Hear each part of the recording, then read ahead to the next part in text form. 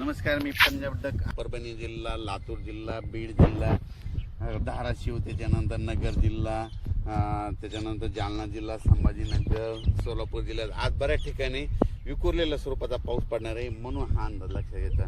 म्हणजे सर्व दूर पडणार नाही, पण बऱ्याच पिकांना असं जीवदान ठरणारा पाऊस येणार आहे. म्हणून हा अंदाज लक्षात घ्यायचा. मग राज्यात मोठा पाऊस कधी येणार? तर राज्यात तुम्हाला एक सांगू इच्छितो की मोठा पाऊस कधी येणार. तुम्हाला एक सांगू इच्छितो की राज्यामध्ये सांगायचं झालं तर सध्या तरी मोठा पावसाचं वातावरण नाही, असाच भाग बदलत विखुरलेल्या स्वरूपातच पडणार आहे. म्हणून हा अंदाज लक्षात घ्यायचा.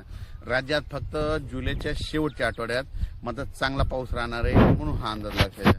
म्हणजे सांगायचं तर जुलैच्या शेवटच्या आठवड्यात म्हणजे हा पाऊस राहणार आहे. शेवटच्या आठवड्यात चांगला पाऊस, मग ते वाहने वडे नाले वाहणारा पाऊस जुलैच्या शेवटच्या आठवड्यात पाऊस येणार आहे.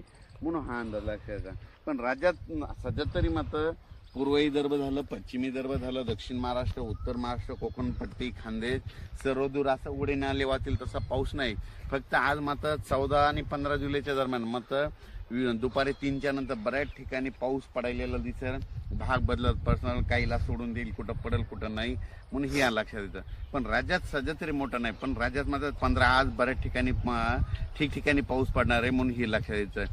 राज्यात नंतर काय होणार आहे, 18च्या नंतर परत एकदा वातावरण चेंज व्हायला सुरुवात होणार आहे.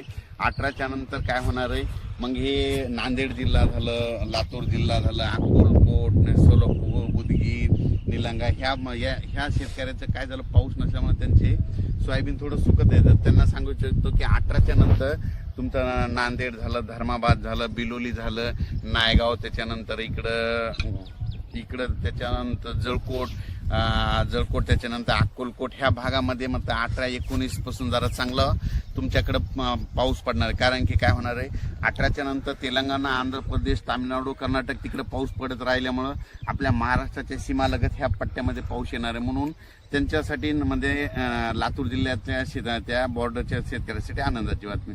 पण राज्यात मात्र 22 तारखेच्या नंतर परत आता वातावरणामध्ये असं वाढत 22 जुलैच्या नंतर चांगलं वातावरण वाढत जाईल. मात्र 27, 28, 29 जुलैला मात्र